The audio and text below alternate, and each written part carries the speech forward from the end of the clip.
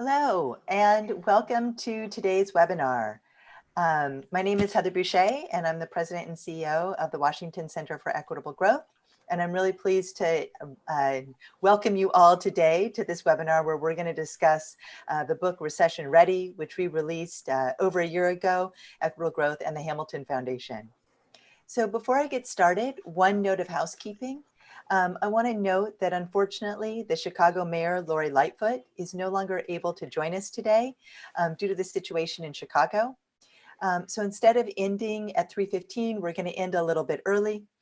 So just to give you a roadmap, I'm going to give a brief introduction, then I'm going to have a fireside chat with Congressman Beyer, and then we will turn it over to the Hamilton Project to the Hamilton Project's Jay Shambaugh to lead a panel. So just a few words by way of introduction. So I want to start by acknowledging the moment that we are all in.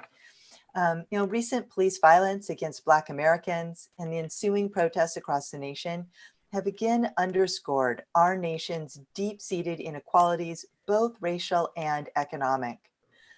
And our mission here at the Washington Center for Equitable Growth is to accelerate research on whether and how economic inequalities in all their forms affect the larger economy. How do they affect economic growth and stability? Indeed, we've spent the past 7 years funding and working with scholars on these questions. And we found that the evidence points to the conclusion that inequality systemically obstructs people from engaging in the economy in the most productive ways. Certainly the violence that we're talking about today is emblematic of that. And we see that inequality subverts our economic and political systems so that they benefit those at the top, not the rest of us. And that these create distortions through our macroeconomy. And indeed, I would argue that we see this vividly right now over the course of 2020.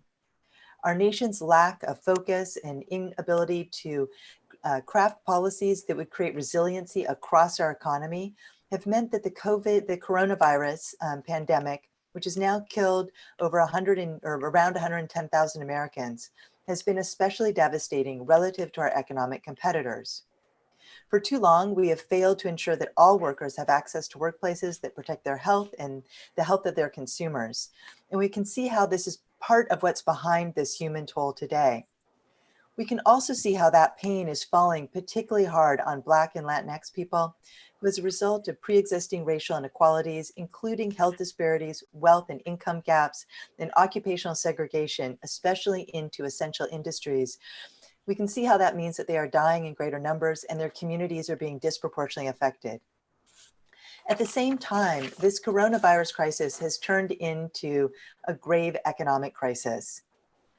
And we can see that the failures to contain the virus have led to a deepening of this crisis here in the United States. 1 in 4 of Americans have lost their job, and less than half of Black adults are in a job today. Estimates are that state budget shortfalls could total more than $500 billion in a single year, nearly double what was estimated states missed out on in the entire decade following the Great Recession. And of course, many states have fiscal requirements that they balance their budgets.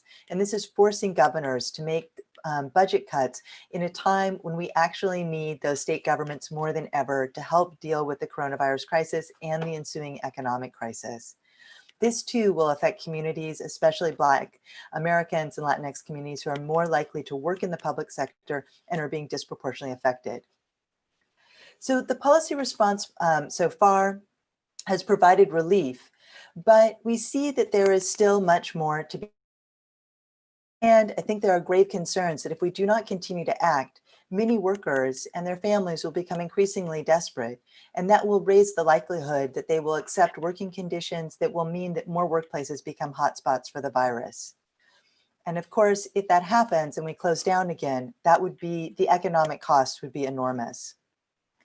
With Congress considering a new round of fiscal relief legislation, there's an urgent need for concrete evidence-backed policy proposals that can soften the recession's blow and begin to address our nation's racial and economic fissures. So a year ago, Equitable Growth and the Hamilton Project put together this book, Recession Ready, that lays out the best countercyclical policies for dealing with the recession.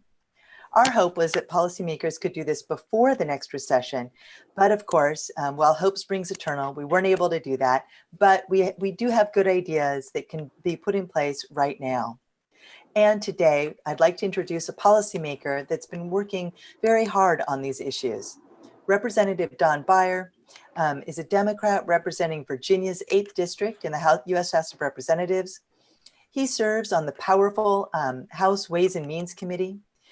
He became vice chair of the Joint Economic Committee earlier this Congress and has already been quite influential from that perch, publishing reports on automatic stabilizers, and the impact of the coronavirus on people of color, in championing an extension of emergency unemployment benefits.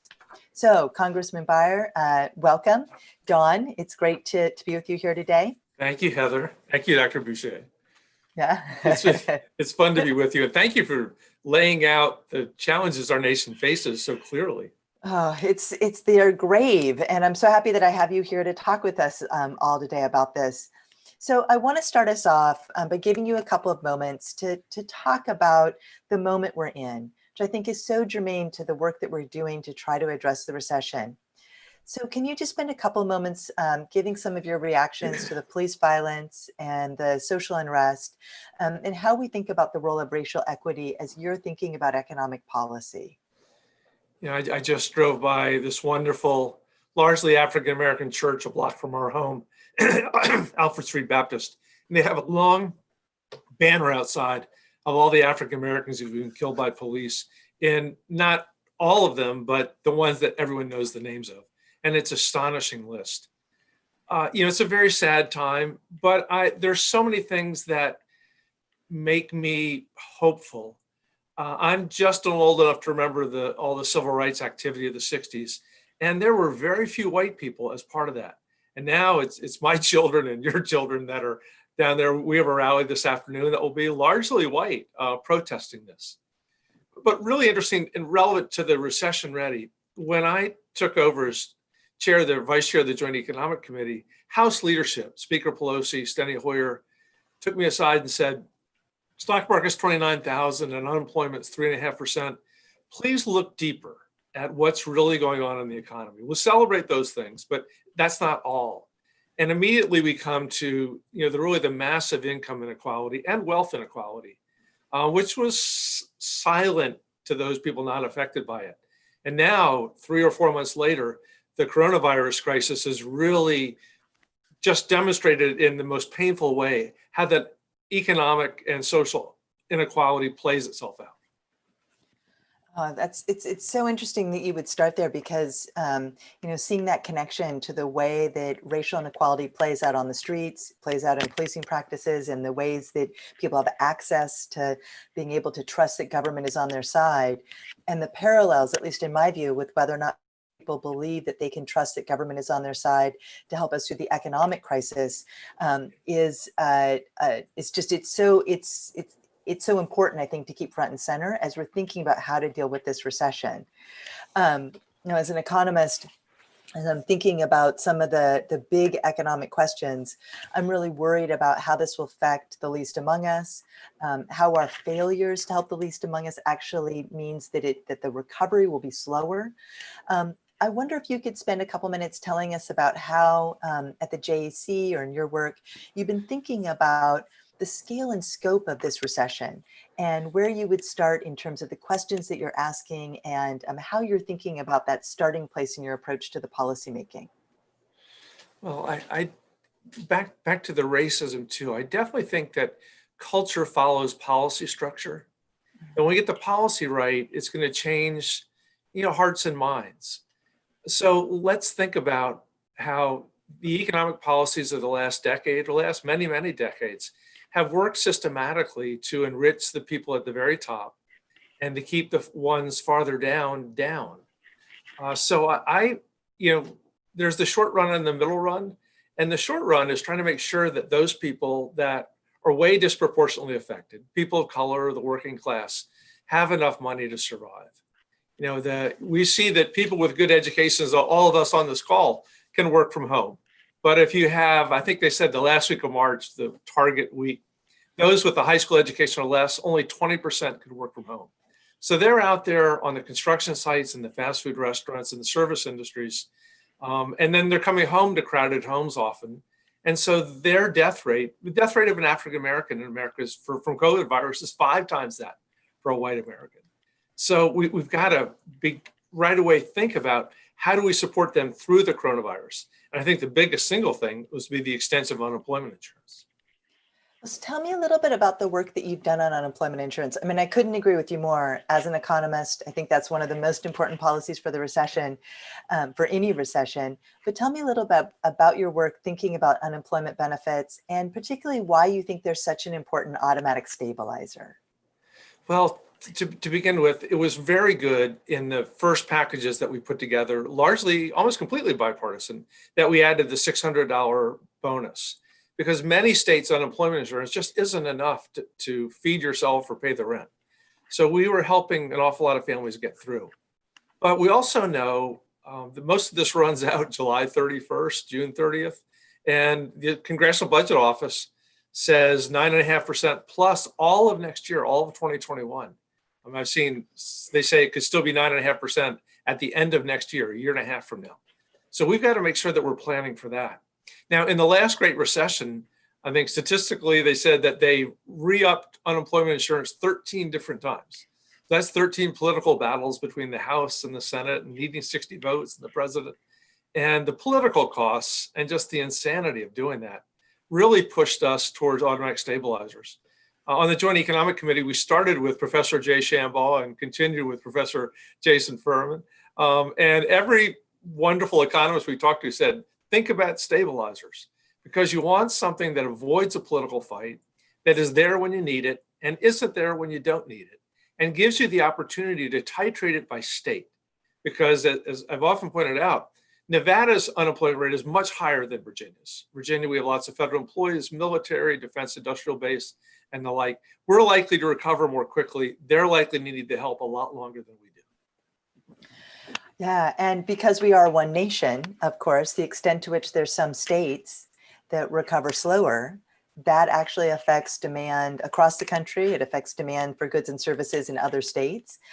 So the extent to which we can use that faster recovery in one state to provide some of that support to those workers that aren't recovering, then the whole nation can actually recover quicker. I mean, it's important to keep bearing that in mind. Sometimes I feel like in these recession conversations, we kind of fall back onto some federalism that doesn't really make sense from an economic perspective. So I just want to point out that. Heather, one of the ironies is I suspect that many of the slower recovering states are going to be red states, which is why I'd love to have Republicans on board with our automatic stabilizer idea. Do you have Republicans on board with this idea? I think they might in the Senate. We don't in the House, but I don't think that that's automatically excluding.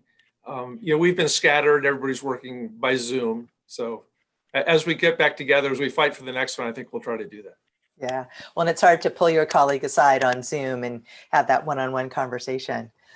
Well, so I want to get back to some of the economics and the policy making of this. So one of the things that we really work towards in the Recession Ready book is we have a number of chapters that talk about different kinds of policies. One group of policies that have always been sort of our tried and true automatic stabilizers, unemployment insurance, we talk about food stamps, we talk about TANF, programs that have always been there that automatically pump more money into economies during bad times and don't pump as much money in good times. And UI, of course, has a tax structure where it's pulling out money. Taxes are larger during good times. And then we talk about ideas that we haven't made into automatic stabilizers before: direct payments, aid to the states. I know Jason's going to be on the next panel, so hopefully they'll talk about that, and infrastructure. So can you tell me a little bit, when you first kind of started engaging in these ideas, we've already talked a bit about unemployment insurance, but tell me what really captured your imagination as a policymaker and why. Why did you think that this was really the kind of policy that you wanted to spend your time focused on? I think the big thing for me, Heather, was thinking, the old notion that you don't want to waste a crisis, that so many things, there's such disequilibrium right now that we're going to have to rebuild. So let's rebuild in a way that actually brings more equitable growth. When you look at the average Black family has a net worth 1/10 of the average white family, and that there's a lot of stuff that we should be doing beyond just thinking about $15 an hour at minimum wages. So automatic stabilizers is one sort of deep structural piece that could be there to help people when things turn bad. But we also have to think, for example, front and center for us is the fact that state and local government is going to be $550 billion down. And those folks are not, highly paid white collar executives. They tend to be the people doing everything from picking up the trash to child protective services, teachers, police, firefighters. And so there's a huge need to make sure that the federal government is replacing that money. That, the point you've made, those state and local governments with their balanced budget requirements are the automatic destabilizers in our economy. Just when we're taking away all their income through the recession is when they need to be helping people the most.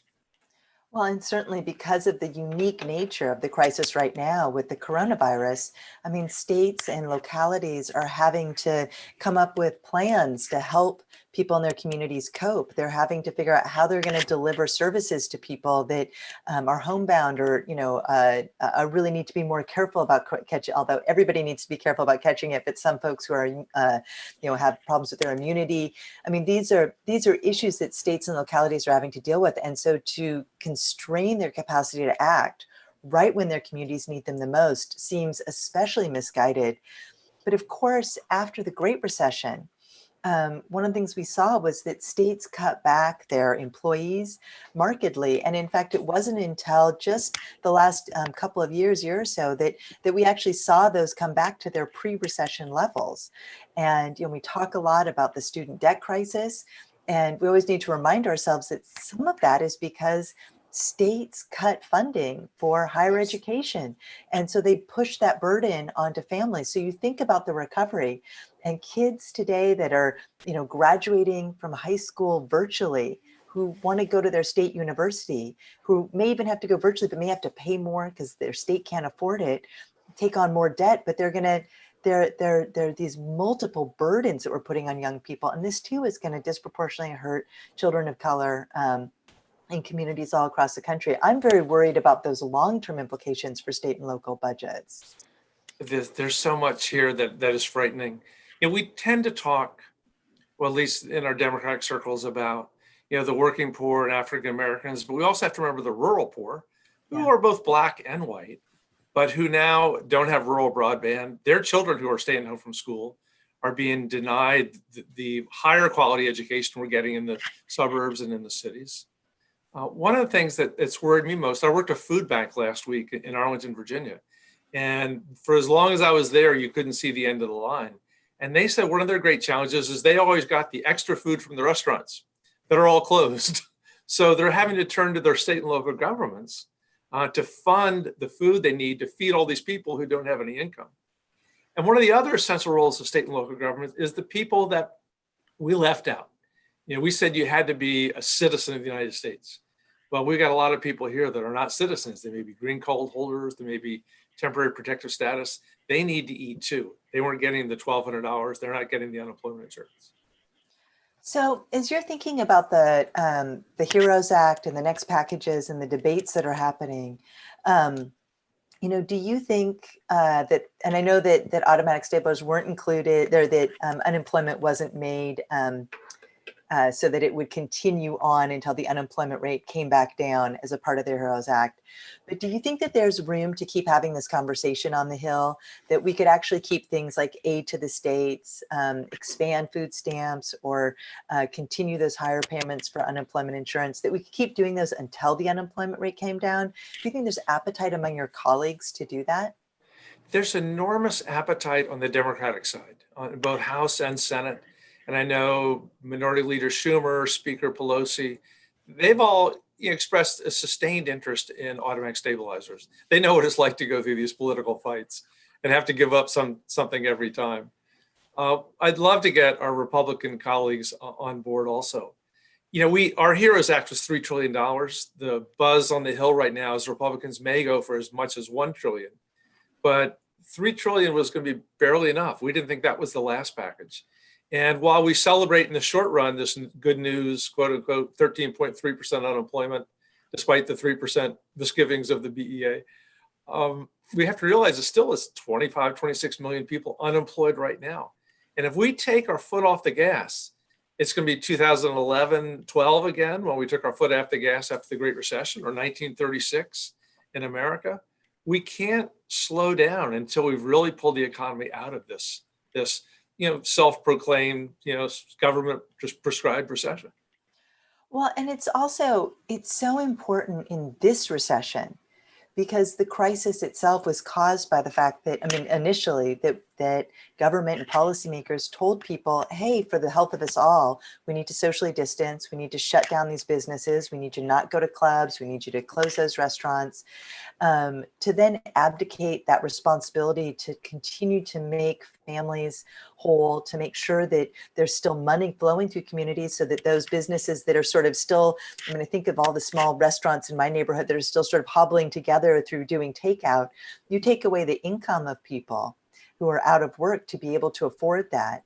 And then you really do start pulling down that demand for goods and services in ways that we haven't seen yet, because we have had this extraordinary bipartisan effort over the past few months to get these things passed.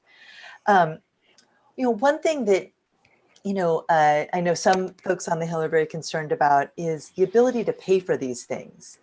How are you thinking about that? I was about to editorialize and tell you how I thought about automatic staples. I'll let you answer. Maybe I'll editorialize after I let you talk about that. On debt itself, I've always been a deficit hawk, perhaps because I ran a family business for decades, and you have to balance your budget. You don't want to get too deeply in debt. On the other hand, we have an interest rate about zero. The only reason it hasn't gone negative is the chair of the Federal Reserve says he's not going to let it go negative. So this is the best time in the history of our country to use money to prop up our people. And yes, as the economy comes back to fully recovery, we can think about how better to pay for the things that we want to. And the dilemma, of course, is that we have a not very progressive taxation system. And as a people, we don't seem to be willing to pay for the Medicare and the Medicaid and the Social Security and other things that we want. It's a much tougher conversation, but it's not one we should be having right now. I couldn't agree more. The interest rates are low. It means it's very, very cheap to borrow. So the government should do that. But it's also the case that I can't imagine another moment in my lifetime where it seemed more important to make sure that we came together as a country and did what was right to help communities. And that'll help both all the communities that need help and all the folks who are out of work, and then those businesses that need those customers. But it will also, help us push towards recovery. Right? We need to hold on until we've got this virus under control, so that we can all get back to doing all the things that we want to do. And the extent to which government pares back, I am very worried it actually exacerbates the health crisis, as too many people feel too desperate and are standing in food stamp lines or willing to do jobs that might put them at risk. So I've been told it would be very short-sighted. Short-sighted. We're supposed to keep this short. Unfortunately, Don, I could talk to you all day. It's been a treat. And I want to just take a moment to really thank you for your leadership on the Hill. You have it's been incredible to work with you over the past, however long, months and years, but also just to see your leadership over 2020 on these economic issues has been just really incredible. So it's a real honor to be able to engage with you. Heather, you've been a great partner, and the Center for Equitable Growth is doing really important work. And of course, we rely on economists at Brookings every day. Well, with that, I will hand it over to Jay Shamba, who is the director of the Hamilton Project at the Brookings, so that he can take it from here. Great. Thanks, Heather. And thanks very much, Representative Beyer. I just want to echo what Heather said about your leadership on these issues has been really helpful and really inspiring to see. And thank you and your whole team there for the work you've been doing there. We're now going to pivot to, I guess I should have said, I'm Jay Shamba, director of the Hamilton Project. And I'm now going to start a conversation with former Mayor Michael Nutter, Mayor of Philadelphia from 2008 through 15, now the David Dinkins Professor at Columbia, and Jason Furman, former chair of the Council of Economic Advisors, and now a professor at Harvard University. And we're going to try to drill down on one particular topic here, talk broadly about automatic fiscal support and fiscal policy in a recession, but really thinking about it from this perspective of what do we do to support communities? How do we think about the struggles states and cities in particular are going through? So just picking up on some of the themes from that terrific discussion, currently we're looking at an unemployment rate above 13%, probably above 16%, depending how it's counted. It's far, far higher than it was at any point in the Great Recession. And yet, after Friday's jobs report, there were many people saying, okay, well, that means we're done. We're done with fiscal policy support to the economy. And I think if that is the case, it means, first of all, we'll be winding down support when the economy is in worse shape than it was at any point in the Great Recession. And at the same time, it means there are some things that just won't have gotten done. And in particular, one thing we have not done in this recession yet is really provide broad-based support to states and cities, something that was done in the last few recessions. We've done some support to directly deal with their costs from the pandemic, but nothing really to think about their broader costs and lost revenues in particular. If you look at 2009 through 11 and 12, one of the places that was really holding back the economy as the recession was officially over, but the recovery was slow, was the state and local sector not doing the hiring they would normally do and not doing the spending they would normally do. And a lot of that just came out of their budget troubles. If you look in the last 2 months, we've actually lost 1.5 million jobs at the state and local level, including 500,000 last month. So as the economy overall added jobs, we still shed a lot of jobs at the state and especially at the local level. And so one of the things we want to talk about now is what do we do about that? How do we prevent a replay of the last recovery that was slower and in part slower because of what was going on at the state and local level? So I'd like to start by turning to Mayor Nutter. And I want to talk about some of the broader things going on in the country and at the city level in particular later, but I'd love to start just talking to you about what you saw on the ground coming in as a new mayor, right as the recession technically started, I believe the month before you started office, and what it was like in 2008 and 2009, kind of waiting for support to come, and what it meant to your ability to operate as a mayor once that fiscal support arrived.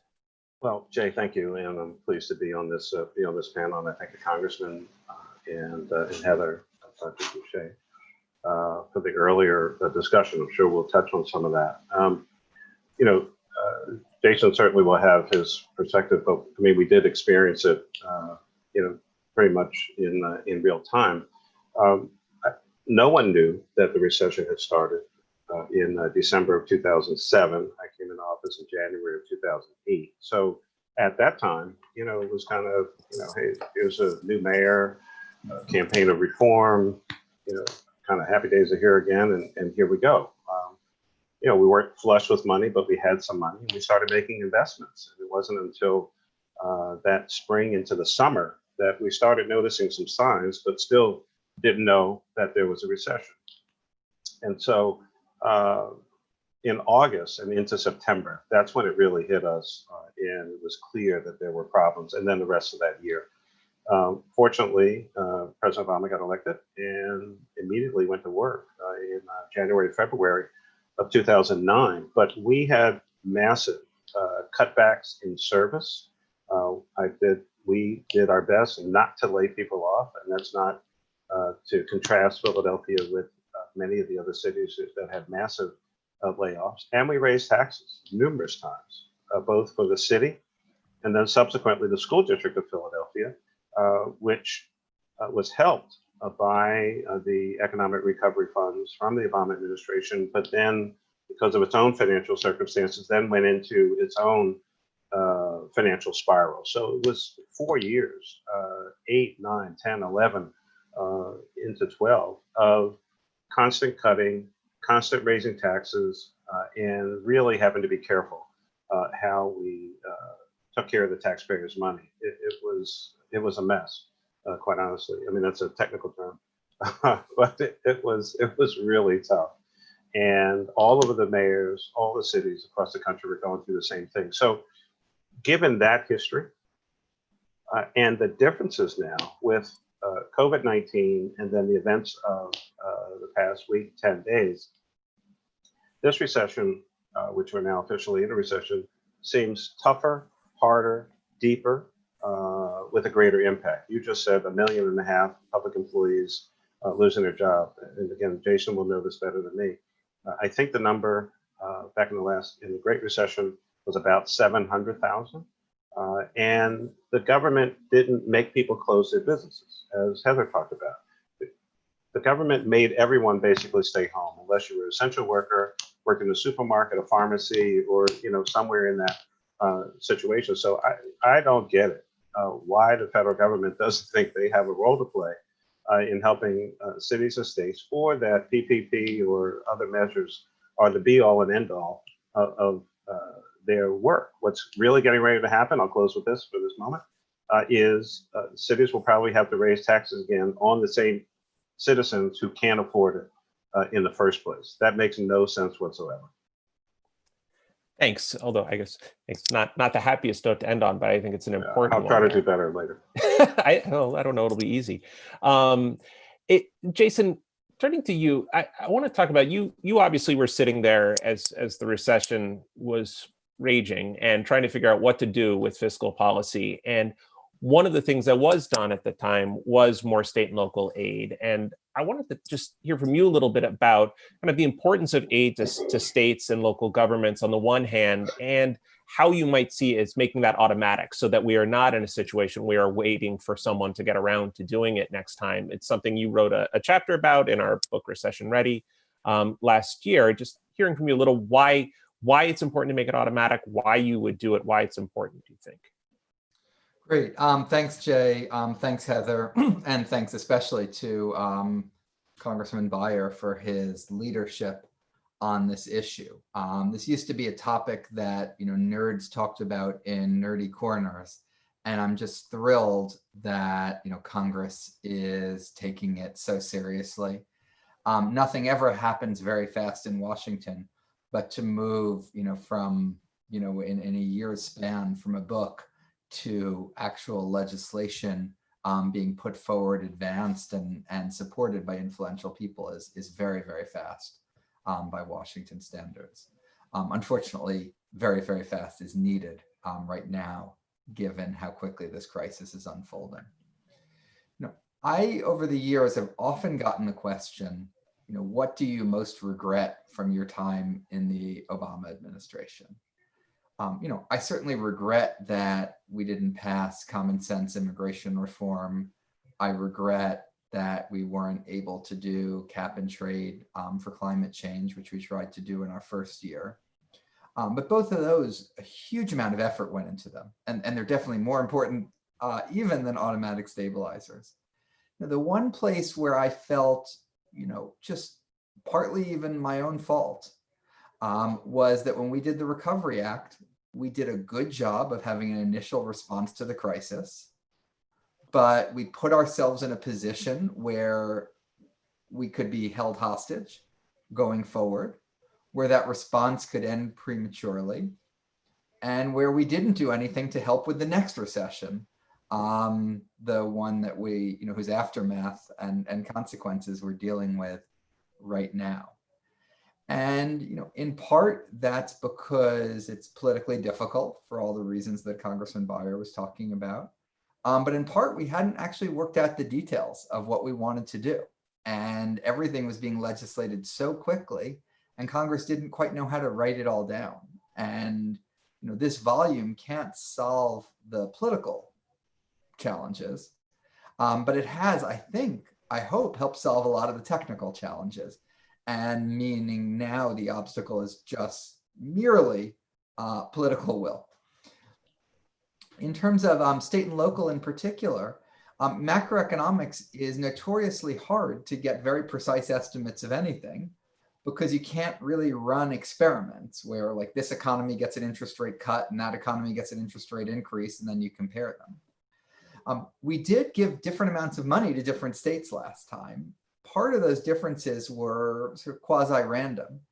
And there have been, I think it was 7 papers, many of them in top journals, that have been published based on that variation in state and local assistance from last time.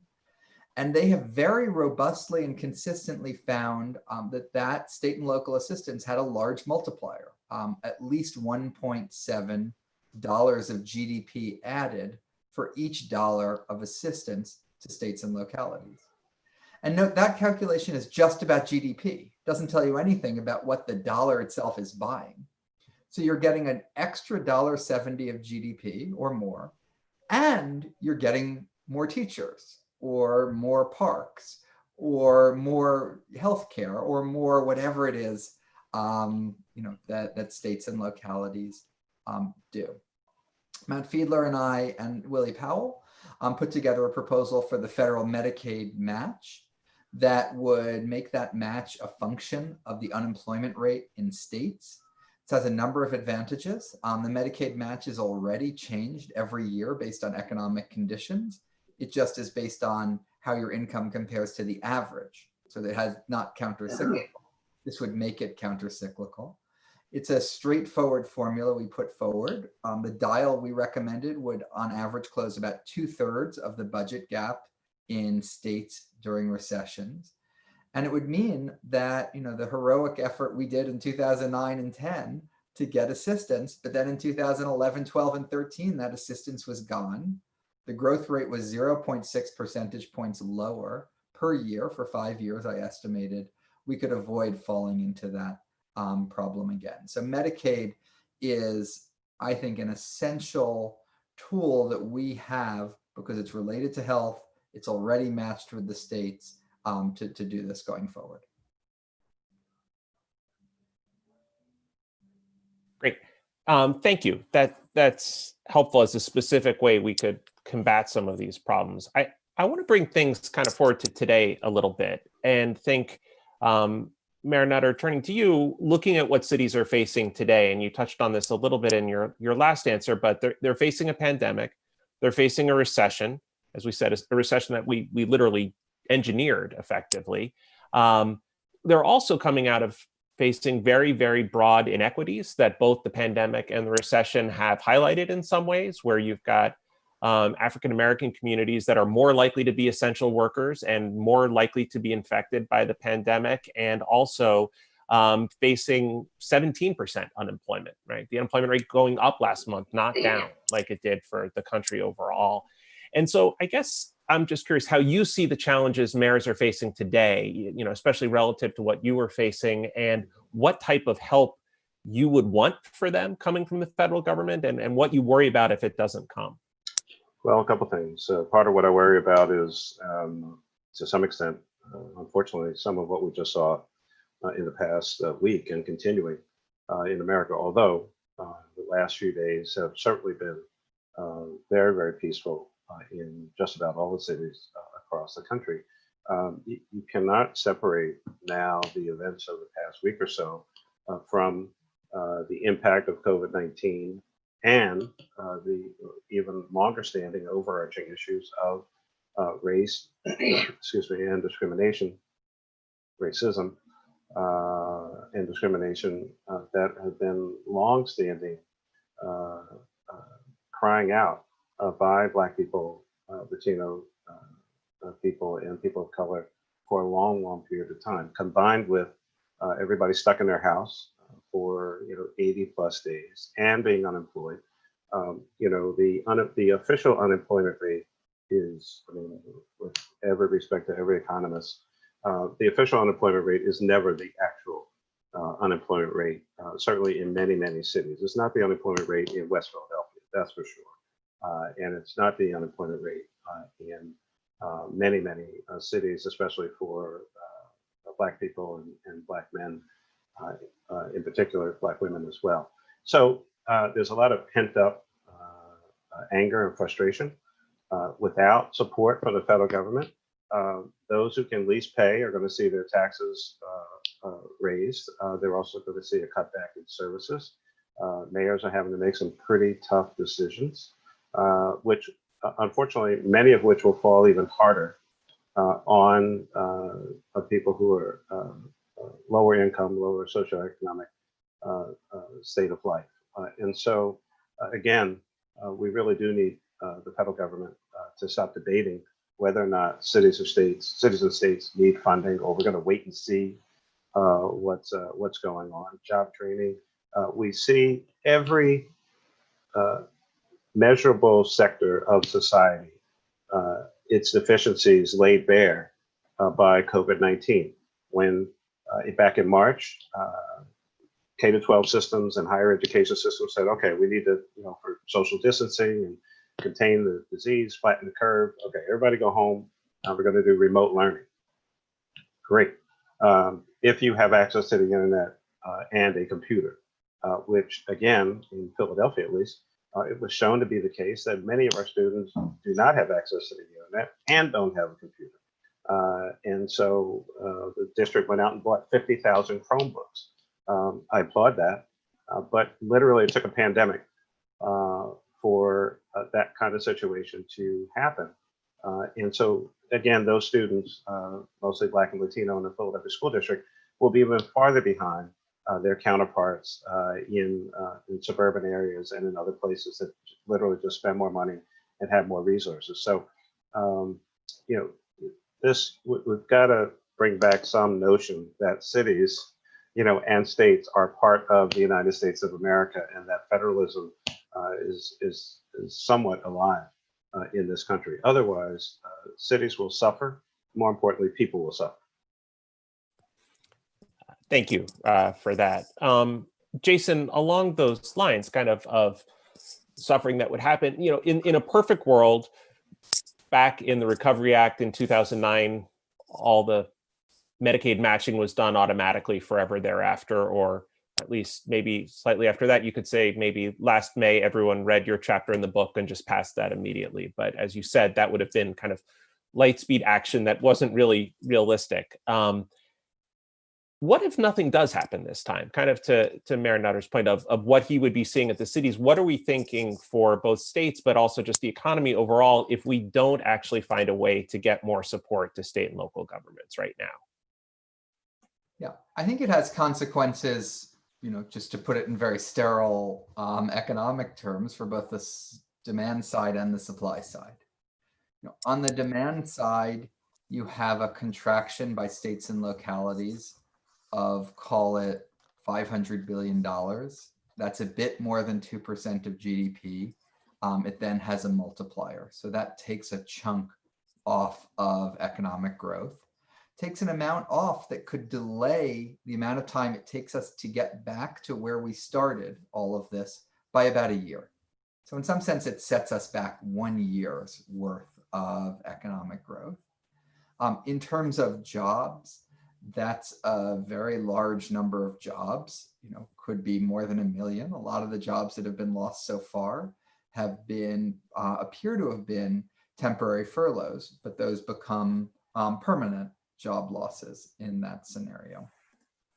In terms of the supply side of our economy, we are facing, in part, a substantial what's called a reallocation shock, where a lot of jobs are going to permanently be lost. People will need to find new jobs. In some cases, they'll need to find jobs in new industries. Well, one of the really important sets of institutions for that is community colleges, which offer training, which offer skills, which help people learn in new ways. And so setting that back will also set back the ability of our economy to make the adjustments it needs to. And none of this is even addressing the biggest supply side issue, which is the biggest problem our economy faces is a deadly virus that is out and about.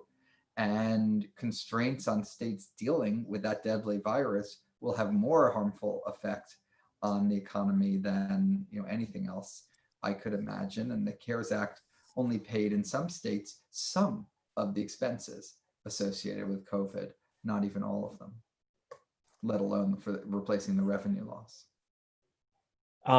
Yeah, Thank you. We got a few questions in, I believe, over Twitter as people saw this event happening, and I wanted to turn to a few of them with both of you. And one of them, Mayor Nutter, I think goes to you most directly, but Jason, to you as well, maybe as a follow. But how do we make sure resources get to the people who need it most? And in particular, if you think, so what if the three of us got what we wanted and there was, aid to states passed in legislation soon, or even aid to states and cities? How do we make sure that money filters down to the cities that need it as desperately as you convey? But then also within a city, how did you make sure it would get to the communities that needed it most? Sorry. Well, the first thing is the best way to make sure that money gets to the cities is to give it to the cities. No disrespect to the governors, but sometimes, as Mayor Villaraigosa used to mention, sometimes when the money goes to the states, it literally gets spread around like peanut butter on a slice of bread. Everybody gets a little bit, but no one ever really gets what they need. And so direct aid to cities, I think, is the first step. Second, with whatever provisions, conditions, et cetera, but not too restrictive. And we've got to fill out forms and make sure you're spending it okay, just like we did during the President Obama's administration. Second, excuse me, hopefully cities have started to do a bit of a scan. What are you doing with your small businesses, with many of which have been devastated? And I think, as Jason alluded to, some may never come back. Right? So, either how do you support small businesses? How do you support your startup community and your entrepreneurs, commercial corridors, as well as job training, again, for those jobs that possibly are not coming back, and the community college example, again, that Jason laid out, critically important. Some people may just, kind of take a break or want to change professions or need to upgrade their skills, and making community college at a minimum as affordable as possible, if not as close to free as possible, is really going to help a whole lot of folks in this circumstance. Lastly, economic development, investment in projects. Our Philadelphia City Hall, in the midst of the recession, tremendously helped by a Tiger grant, as one example. We completely changed the front door, the front yard, if you will, of Philadelphia City Hall. $55 million project, $15 million Tiger grant. We would have never been able to do the project without it. It put 1,000 people to work over a 20+ month period of time. And so economic development projects are one of the quicker ways to get people back in the economy and get things moving. Thanks. And Jason, I guess I'd like to ask you from this similar perspective, kind of especially to Mayor Nutter's point of let's give monies directly to the cities in some cases. So your proposal using FMAP, or the federal share of Medicaid spending, is very much a way to get money to the states broadly. And so how do you see that as helping down at the local level? How does that filter down from your view? Right. First of all, I think, and you see in the HEROES Act, Congress used multiple tools to get money to the states, and I think, and cities, sorry, states and cities, that's the whole point of what I'm saying. One was effectively a block grant, and it was a portion went to states, a portion went to municipalities. A second was FMAP, and there's a lot of revenue sharing, within states for cities. And then the third was supporting education. So I would, I put forward one tool. I think if you take pressure off state budgets, that's going to take pressure off municipality budgets. But I would use right now, especially given the very serious circumstance we're in, multiple tools, not only the one that I put forward in this volume. Thanks for that. Another question that came in, someone asked, cities were already struggling, that they were already in many cases in pretty serious trouble financially across the country. This wasn't from the questioner's point of view, but I would add to that, it seems paradoxically, the challenges both some cities and some states were facing fiscally before this crisis started has made some people actually want to help them less and just say, well, it's your own fault that you were in trouble, then setting aside the fact that the pandemic and the recession has made things far, far, far worse, regardless of whether you started off in trouble or not. And so I guess, Mayor Nutter, I would just turn to you and just ask, how do you figure out, how much you separate the structural problems that were there before that maybe you have to deal with in a broad way from the kind of what an economist would call the cyclical problem, or the things that are really caused by this current recession and pandemic? Well, Jay, I hope I don't offend anybody, but maybe I will. I just think that kind of that mindset, it's just really dumb. Many of the cities didn't create the problems that they had from the Great Recession. I don't know that there's anyone out there who would say that it was cities' fault or metro regions' fault, what happened back in 2008, 9, 10, and 11. And some were literally still recovering from that, just getting back to, those whether levels of employment or level of service and the like. And this was a worldwide pandemic, and the government told everyone to close. So, unless a city was, literally on the verge of bankruptcy or had, done documentable things that showed fiscal incompetence, they're part of a state. The states are, we're all Americans here. And that's part of in my view, part of the role of the federal government is to try to kind of keep it all together. If somebody's been fiscally reckless, okay, fine. They should certainly pay a penalty for that. But there's no way in the world that so many cities, so many governments, so many counties, so many states, all suddenly became fiscally irresponsible, while at the same time, virtually every business in their city also happened to shut down, and people stopped paying their taxes, stopped paying property tax, business tax, and the like. You can't separate these things. And, it's like somebody trying to take the salt out of the soup. Kind of once it's in, it's all in there together. And what we should be trying to figure out is a holistic approach to lifting everyone up. And we can fight some of these political, philosophical battles later on. At the end of the day, we're all Americans, and many, many, many Americans are or potentially will be hurt by the lack of action coming out of Washington, D.C. in partnership with cities and states. And that for me is really kind of the bottom line. Thanks. Jason, a question that's probably a good one for you is someone was asking, how do we allocate the money fairly across states? So in particular, to your point, there are different mechanisms that you might use, some for states, some for cities, some that are helping both. But there are some people, I think, that are worried that in some cases, if you're giving almost a flat amount to everyone, that small states might get more, or that places, both cities and states that really haven't been as impacted by either shutdown or the virus, wind up getting just as much money as the places that are suffering more. So what do you think of as kind of the best way to gauge how much help a place needs, or how you would structure that help? Yeah, so first of all, I can tell you what I think.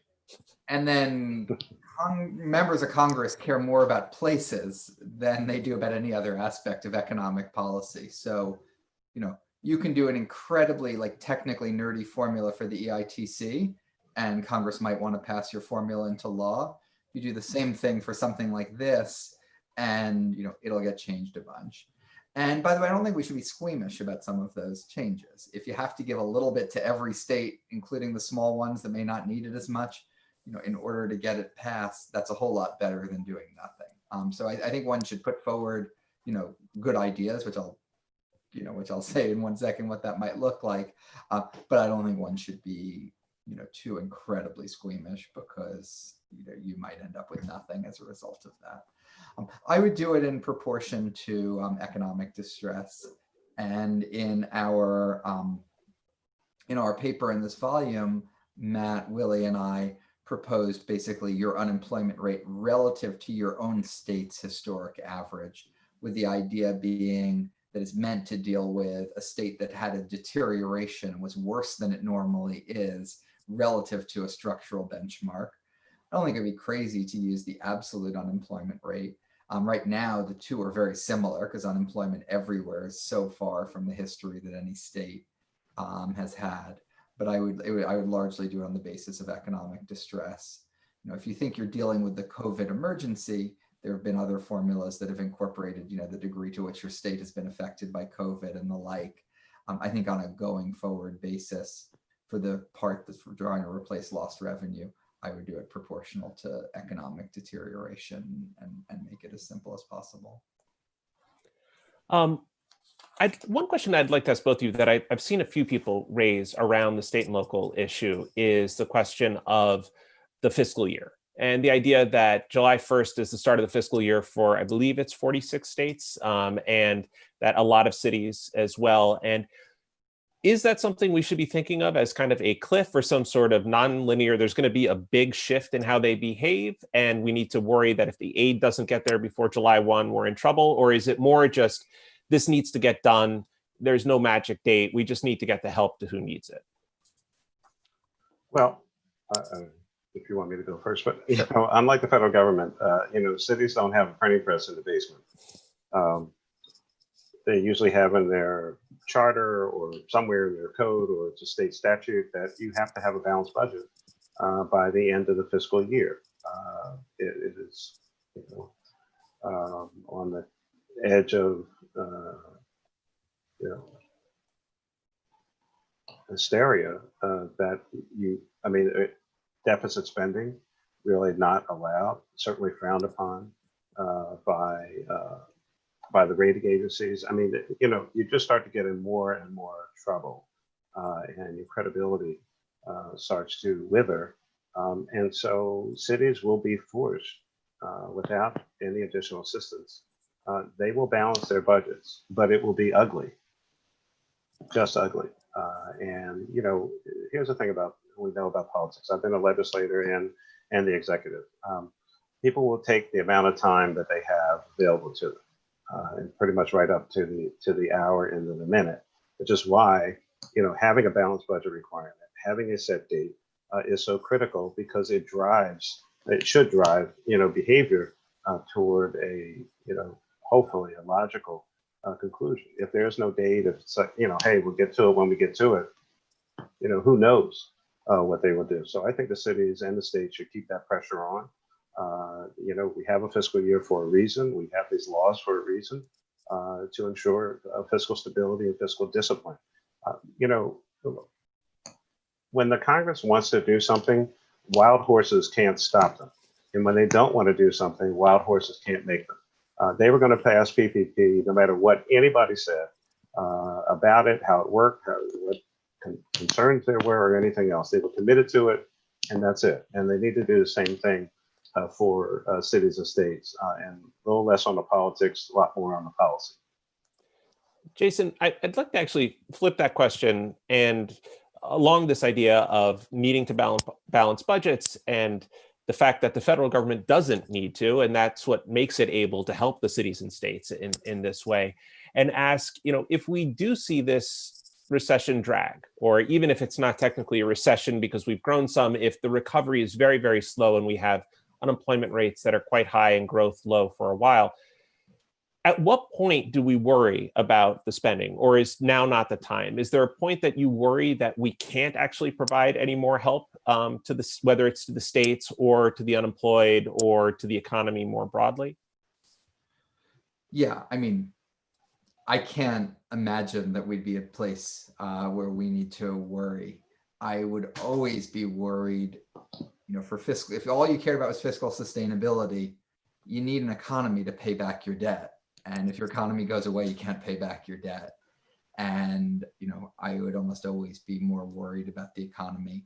If there's a radical change in interest rates and our ability to borrow and all that, we can revisit this conversation.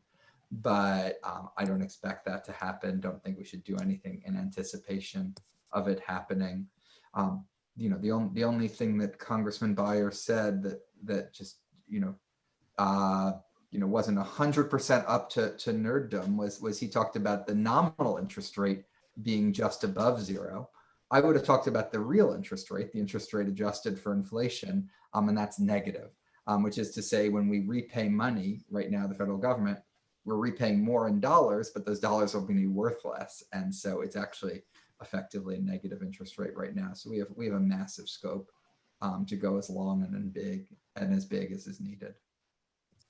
Okay, thank you. And I guess I would always say it's just a plug for the book and automatic stabilizers. Broadly, I guess the argument would be if you set all these things on economic triggers, you won't spend the money if it's not needed. You're only spending it when in fact it is. But I think I'm getting the signal that we are broadly out of time here. And so I want to thank both Mary Nutter and Jason for a terrific discussion on these topics that are really important to a lot of people today. And hopefully your words were heard by some people and everyone will just take your advice very quickly. Well, that would be amazing. But Jay, I want to give you and Heather, Dr. Boucher, a big shout out. I think, I'm sure you guys had a lot of meetings and a lot of discussion about the perfect product placement of the book and how both of you were able to get it, just right in the shot, right over your shoulder. And, not a lot of people could pull that off. But I mean, that's a hallmark of Brookings and just some of the work that you do. Thanks for letting me participate. Thank you. Thanks also again to Congressman Beyer for helping headline this event, and to Heather for moderating that first panel, and for her partnership, I should say, and Equitable Growth's partnership in putting together this book. So thanks to everyone, and thanks all of you out there for watching, and we'll sign off now. Thanks very much. Thank you. Bye-bye. Yeah.